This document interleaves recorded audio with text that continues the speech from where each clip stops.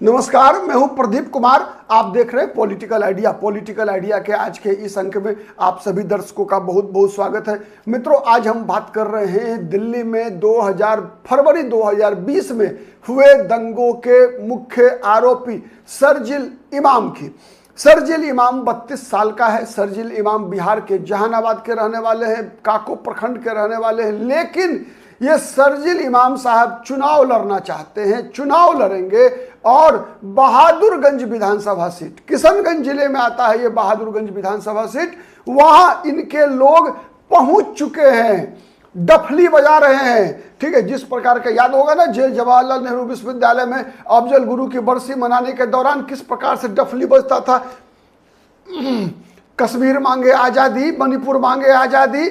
ठीक है, तो ये जो जिस प्रकार का डफली बज रहा था, वैसे ही डफली आजकल बजना शुरू है बहादुरगंज विधानसभा क्षेत्र में। बहादुरगंज विधानसभा क्षेत्र किशनगंज जिले में पड़ता है, जहां से पिछली बार 2020 में ओवैसी की पार्टी AIMIM के जो उम्मीदवार थे नईमी साहब, ठीक है, वो उन्होंने चुनाव जीता था पिछली बार। और VIP के उम्मीदवार मोहम्मद अंजार नईमी AIMIM के टिकट पर चुनाव जीते। लेकिन वर्तमान में ये भाई साहब कहाँ हैं? राजद में पार्टी छोड़ दिया, ओवैसी को छोड़ दिया, धोखा दे दिया AIMIM को और चले गए हैं तेजस्वी यादव के साथ।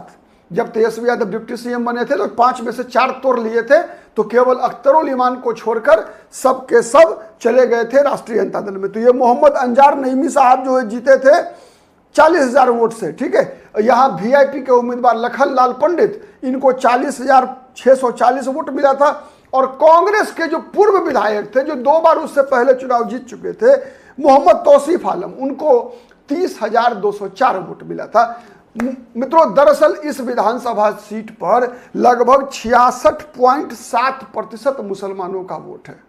नंबर 1, जो किन चीजों के कारण आकर्षित हुए हैं शरजील इमाम, उसका एक मैं थोड़ा सा बता देता हूं कि चूंकि इस विधानसभा क्षेत्र में 66.7% मुसलमान है और उससे बड़ी बात यह है कि पिछले विधानसभा चुनाव में 2020 के विधानसभा चुनाव में AIMIM ओवैसी की पार्टी के उम्मीदवार जीते। वैसे एक चर्चा यह भी चल सकती है, हो रही है कि शायद AIMIM के भी उम्मीदवार हो सकते हैं शरजील इमाम। ये देखना है, अभी तय नहीं है, शायद निर्दलीय लड़े या AIMIM के उम्मीदवार बनकर लड़े। और दूसरा फैक्टर क्या है कि लोकसभा का जो अभी चुनाव हुआ 24 में, उसमें विधानसभावार अगर देखेंगे तो विधानसभावार लोकसभा सीट पर किशनगंज में जीत किसकी हुई? कांग्रेस पार्टी के मोहम्मद जावेद जीते वहां से। ठीक है, लेकिन उस विधानसभा सीट पर, बहादुरगंज विधानसभा सीट पर अख्तरुल ईमान ही लगभग 10,000 वोट से जो है वो मोहम्मद जावेद से आगे थे। मतलब क्या है? मतलब यह है कि अख्तरुल ईमान AIMIM ओवैसी के लिए वो पार्टी सुरक्षित है, ये संदेश है इसका। इसीलिए मुझे लगता है कि ये ज्यादा आकर्षित हुए हैं शरजील इमाम। तो संभावना यह हो सकती है कि AIMIM के टिकट पर लड़े, और दूसरी संभावना हो सकती है कि निर्दलीय लड़े। अगर निर्दलीय लड़ते हैं अगर, तो हो सकता है AIMIM समर्थन कर दे इनका। एक दूसरा, सबसे पहली बात यह है कि शरजील इमाम के चुनाव लड़ने से होगा क्या, तो उससे पहले हमको जानना पड़ेगा कि शरजील इमाम है कौन। देखिए, जवाहरलाल नेहरू विश्वविद्यालय का वो घटना जब अफजल गुरु की बरसी मनाई गई थी, जिस कार्यक्रम में 4 युवा छात्र नेता जवाहरलाल नेहरू विश्वविद्यालय के परिसर से निकलकर राष्ट्रीय क्षितिज पर कह सकते हैं चमके थे। कन्हैया कुमार नंबर 1 आज सबसे आगे हैं, अपनी पार्टी भी बदल लिया, पार्टी छोड़कर जो है चले गए कांग्रेस पार्टी में, CPI के में थे पहले। AISF के उम्मीदवार के रूप में जवाहरलाल नेहरू विश्वविद्यालय छात्र संघ का अध्यक्ष का चुनाव जीता था कन्हैया कुमार ने, अब वो कांग्रेस पार्टी में है। दूसरा उपाध्यक्ष थी सहला राशिद। सहला राशिद भी इसी प्रकार की बयान दिया करती थी। ठीक है, कि बुरहान वानी को हीरो बताने वाले ये लोग भी थे, उमर खालिद, सहला राशिद, शरजील इमाम, सभी लोगों ने बुरहान वानी को हीरो बताने वाले, चे गुवेरा बताने वाले महापुरुष का नाम था उमर खालिद। ठीक है, तो आज उमर खालिद भी जेल में है। तो इन लोगों की पहचान बनी।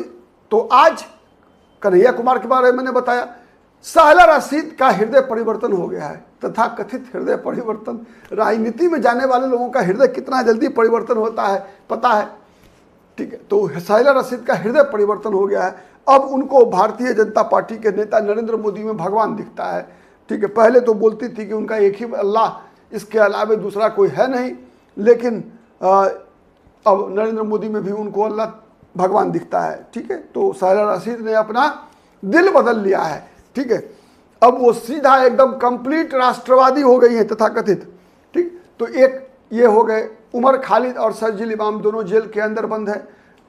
शर्जील इमाम पर आरोप लगा दिल्ली में दंगा भड़काने का, शर्जील इमाम पर आरोप लगा चिकन नेक वाले भाषण देने का, शर्जील इमाम पर यह आरोप है कि शाहीन बाग जब CAA लागू हुआ तो जगह जगह देश भर में घूम घूम कर वो दंगा भड़का रहे थे, भड़काऊ बयान दे रहे थे, जिससे कि देश के अंदर एक विभाजन की स्थिति बने, ठीक है। तो ये जो शर्जील इमाम का एक चुनाव लड़ना, ठीक है, और उसके बारे में शर्जील इमाम के चुनाव लड़ने की संभावना के बारे में शर्जील इमाम के जो वकील साहब हैं मित्रों, ठीक है, इनका नाम है अहमद इब्राहिम, ठीक है। और ये भाई साहब ने भी इसकी पुष्टि किया है, पुष्टि कर दिया है कि शर्जील इमाम की चुनाव लड़ने की पूरी योजना है और बहादुरगंज से ये चुनाव लड़ेंगे। 28 जनवरी 2020 को ये गिरफ्तार हुए थे। आपको पता है दिल्ली में दंगा जब भड़का था तो डोनाल्ड ट्रंप, ठीक है, डोनाल्ड ट्रंप इससे पहले जब राष्ट्रपति थे तो भारत की यात्रा पर थे, दिल्ली में भी आना हुआ था उनका। और 26 जनवरी के तुरंत आसपास जो है वहाँ पर वो भयंकर दंगा हुआ था जब 53 लोग जो है मारे गए थे, सैकड़ों लोग घायल हुए थे, ठीक है। तो ये बहुत बीभत्स एक दंगा था। उस समय में क्या कहें, मैंने आपको उसके लिए शब्दों को मैंने बयान करने के लिए शब्द नहीं मिलेंगे, इतना बीभत्स दंगा वहाँ भड़का था, ठीक है, जिसके बारे में जो है नहीं कह सकते कि कितना, उसके शब्द नहीं है मेरे पास उस घटना का बयान करने के लिए।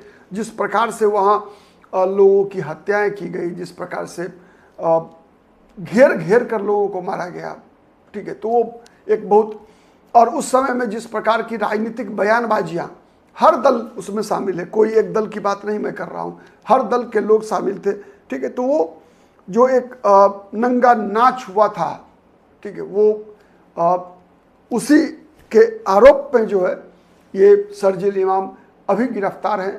जमानत मिलने की संभावना भी नहीं के बराबर है, क्योंकि UAPA भी जो है इनके ऊपर लगा हुआ है, ठीक है। तो इसीलिए जो है वैसे अब जो पिछले महीने जो सुनवाई चल रही थी उसमें उमर खालिद से शर्जील इमाम ने अपने आप को अलग कर लिया है, बताया कि नहीं भाई उमर खालिद से हमारा कोई संबंध नहीं है। सही है, कन्हैया कुमार से भी पूछा गया विगत दिनों कि शर्जील इमाम पर क्या कहेंगे, तो कन्हैया कुमार ने भी पल्ला झाड़ लिया कि कोई मतलब नहीं है शर्जील इमाम से। तो ये चीज़ें राजनीति में चलती है। राजनीति का मतलब ही है सत्ता, सत्ता के लिए साम दाम दंड और भेद हर कोई अपनाता है। तो उसी में भारतीय राजनीतिक दल जितने भी हैं सबके सब उसी में मस्त रहते हैं। केवल सत्ता की राजनीति, देश बनाने की राजनीति से कोई किसी को कोई मतलब नहीं है। केवल हमारी कमीज की अपनी गंदगी कैसी है उस पर नहीं कोई बताएगा, आपको बताएगा कि सामने वाले का कमीज कितनी गंदी है, केवल इसी की चलती रहती है। अब देखिए कि शर्जील इमाम जब चुनाव लड़ते हैं तो जो संभावना है, यदि शर्जील इमाम को समर्थन मिल गया AIMIM का, तब तो जीत पक्की है, नहीं तो संघर्ष करना पड़ेगा। क्योंकि जहाँ तक मेरा मानना है कि किशनगंज जिले में AIMIM ने अपना एक मजबूत आधार तैयार किया है। विशेषकर अख्तरुल ईमान का जो प्रयास है, जो मेहनत है, वो इस बार भी सीमांचल में कहीं ना कहीं अपना असर दिखाएगा, इसका पक्का भरोसा है। आज के लिए इतना ही, बहुत बहुत धन्यवाद। हम फिर किसी अन्य मुद्दों के साथ आपके समक्ष हाजिर होंगे, तब तक के लिए नमस्कार।